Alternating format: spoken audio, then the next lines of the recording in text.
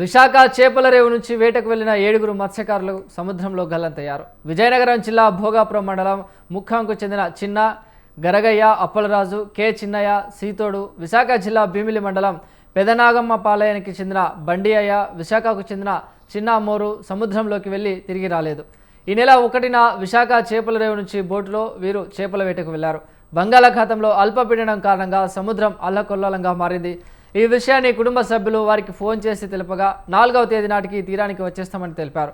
నిన్న రాత్రి అయినా రాకపోవడంతో కుటుంబ సభ్యులు 6గురికి ఫోన్లు చేయగా అవేవీ పని చేయలేదు. దీంతో తమ వారికి ఏమైందోనని తీవ్ర ఆందోళనలో మునిగిపోయారు. మత్స్యకారుల ఆచూకీ కోసం రెస్క్యూ ఆపరేషన్ చేపట్టాయి.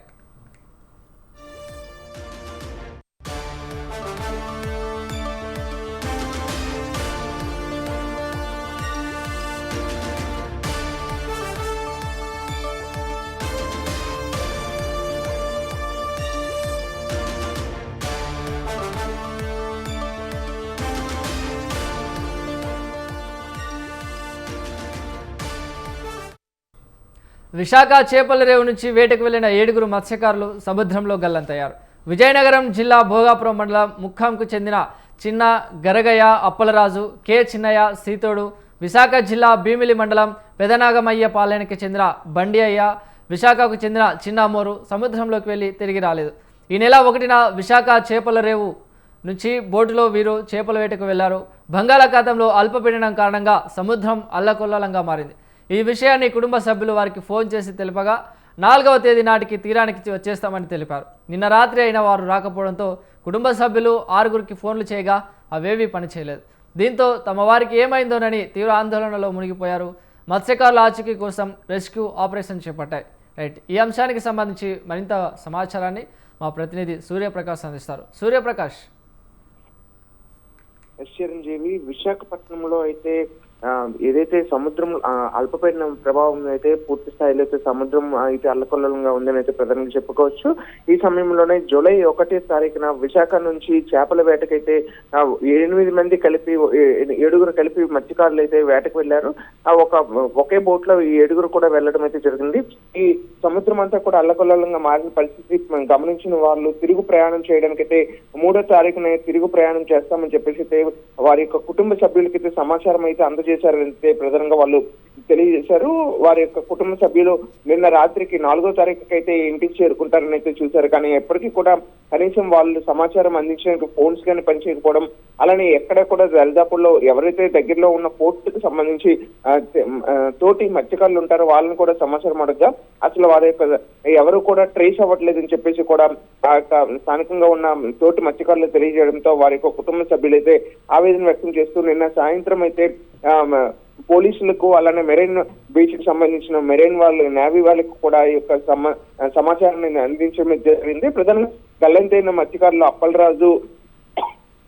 అప్పలరాజు, బండయ్య, గరగయ్య, చిన్న అమ్మోరు, కారి చిన్నయ్య వీళ్ళంతా కూడా స్థానికంగా ఈ ప్రాంతంలో అయితే భోగాపురం ప్రాంతంలో అయితే వీళ్ళు నివాసం అయితే ఉంటున్నారు. వాటితో పాటు అలానే భీమిలికి చెందిన వాళ్ళు కూడా, భీమిలికి చెందిన మొక్కం అనే వ్యక్తి కూడాను ఉన్నారనే విషయాన్ని కూడా స్థానికంగా వాళ్ళు కుటుంబ సభ్యులు అయితే తెలియజేస్తున్నారు. వాళ్ళ 7గురిని కూడా వెతకడానికి అయితే ఇప్పటికే అయితే నేవీతో పాటు కోస్టల్ గార్డ్స్ వీళ్ళంతా కూడా ఇప్పటికే రెస్క్యూ ఆపరేషన్ గత రాత్రి నుండి కూడా పూర్తిగా మొదలుపెట్టిన పరిస్థితి కనిపిస్తుంది.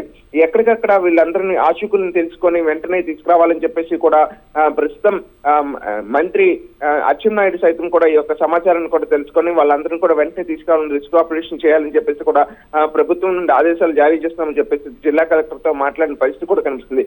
ఏదేమైనా సరే జూలై 1వ తారీఖున వెళ్లిన వారు నిన్న సాయంత్రం ఈ యొక్క సముద్రంలో ఏర్పడిన అల్పపీడన ప్రభావంతో ఎవరైతే ఈ చిక్కుకున్న మత్స్యకారులు 7గురు ఉన్నారో వాళ్ళందరూ కూడా తిరిగి రావాలని చెప్పేసి కుటుంబ సభ్యులతో పాటు మత్స్యకారులు సైతం కూడా కోరుకుంటున్నారు. అలానే మత్స్యకారులలో కొంతమంది గజయితకాలు అయితే ఉన్నారు. వారు కూడా ఈ వేటకి వీళ్ళకి ఎవరైతే రెస్క్యూ చేస్తున్నారో వాళ్ళతో సహాయం చేయడానికి కూడా ప్రస్తుతం ఈ మత్స్యకారులలో కూడా కొంతమంది అయితే సహాయం చేయడానికి అయితే వెళ్తున్న పరిస్థితి ఉంది.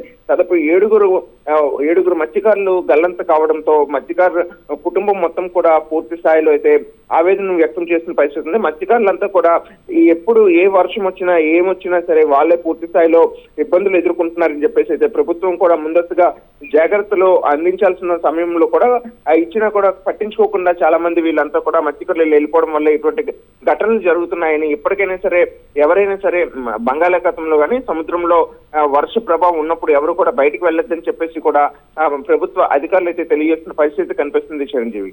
Right, thank you Suryaprakash. Visakhapatnam fishing harbour నుంచి ఈ నెల జూలై 1వ తేదీన మన హార్బర్ నుంచి బోట్లో 7 మత్స్యకారులు సముద్రంలో వేటకు వెళ్లారు. ఇప్పుడు వాతావరణం అనుకూలంగా లేకపోవడం వల్ల వాళ్ళు తిరిగి వచ్చేస్తామని చెప్పి కుటుంబ సభ్యులకి మెసేజ్ ఇవ్వడం జరిగింది. అయితే ఈ రోజు మధ్యాహ్నం 2 గంటల సమయంలో బోటు డ్రైవరు ప్లస్ ఓనర్ కూడా అతని పేరు కారి చిన్న, ఆయన వాళ్ళ ఫ్యామిలీకి ఫోన్ చేసి 3 గంటలకల్లా వచ్చేస్తామని చెప్పేసి మెసేజ్ అయితే ఆయన ఫోన్లో చెప్పారు. అలాగే బోట్లో ఉన్నటువంటి మిగతా మత్స్యకారులు కూడా, కళాశీలు కూడా వాళ్ళ తాలూకా ఫ్యామిలీస్ కి 3 గంటలకు వచ్చేస్తామని చెప్పి తెలియజేశారు. కానీ వాతావరణం అనుకూలించకపోవడమో ఏంటో తెలియదు, కానీ ఇప్పటివరకు అయితే వాళ్ళు హార్బర్కి అయితే చేరుకోలేదు.